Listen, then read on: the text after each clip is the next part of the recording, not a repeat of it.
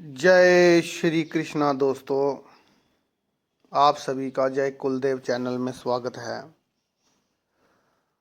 भगवान श्री कृष्ण अर्जुन को गीता का उपदेश दे रहे हैं और अर्जुन मोह माया में इस तरह से दसे हुए हैं, फंसे हुए हैं कि वो अपने मोह को, रिश्ते नातों को छोड़ने का, उन्हें भुलाने का, उन्हें छोड़कर आगे बढ़ने का निश्चय ही नहीं कर पा रहे हैं।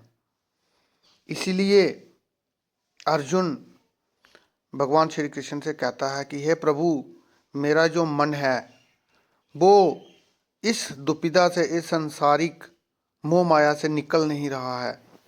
इसलिए मैं क्या करूं? मेरा जो मन है वो इन सबको ग्रहण क्यों नहीं कर पा रहा है।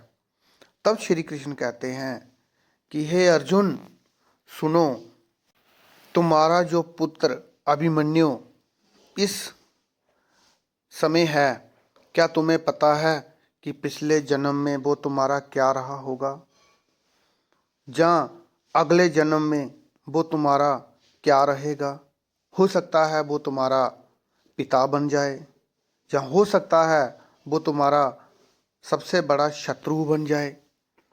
इसीलिए जो तुम्हारे अपने हैं, जिनको तुम अपना समझ रहे हो सकता है पिछले जन्म में उन्होंने से किसी ने तुम्हारी हत्या की हो, या अगले जन्म में उनमें से कोई तुम्हारी हत्या कर दे, तुम्हारा परम शत्रु बन जाए। इसलिए ये संसार है, चलता रहता है। यहाँ पे कोई आता है, कोई जाता है, लेकिन जो ज्ञानी पुरुष हैं वो इसे समझते हैं। इसलिए तुम ज्ञानी बनो और मोह माया को छोड़ो और युद्ध करो। इसलिए मैं तुम्हें समझा रहा हूँ कि इस संसार में जो आत्मा है वो अजर अमर है, सिर्फ शरीर ही मरते हैं। इसलिए तुम इस बात का ध्यान को छोड़ दो कि मैं इनको मार दूंगा। ये नहीं मरती, इनकी आत्मा नहीं मरती है। इसलिए जो शरीर है वो नश्वर है, आत्मा नश्वर नहीं है। वो इस इनकी आत्मा के कितने जन्म हुए हैं, तुम्हारे कितने जन्म हुए हैं, मेरे लाखों करोड़ों जन्म हुए हैं और आगे भी होते रहेंगे। इसलिए तुम इस मोह माया से निकलो अर्जुन। अर्जुन कहता है कि हे प्रभु, तुम्हारी बात तो मैं समझ रहा हूँ, लेकिन तुम्हारे इस ज्ञान को मेरा मन वो ग्रहण क्यों नहीं कर पाता। तो भगवान श्री कृष्ण कहते हैं कि हे अर्जुन, तुम्हारा जो मन है वो मोह माया के जंजीर से जकड़ा हुआ है। इसीलिए तुम्हारा मन इस सब को ग्रहण नहीं कर पा रहा है। उस मोह माया की जंजीर को तोड़ो और आगे बढ़ो। ये जो मोह माया की जंजीर है, जैसे ये हमें तुम्हारा भाई है, ये मेरा भाई है, ये मेरा बाप है, ये मेरा पिता है, इस मोह माया के जाल में तुम्हारा जो मन है वो फंसा हुआ है। हे अर्जुन, ये जो रिश्ते नाते हैं इस शरीर के जन्म लेने के साथ ही पैदा होते हैं, और इस शरीर के मर जाने के बाद ये सारे रिश्ते नाते भी मर जाते हैं, ख़त्म हो जाते हैं।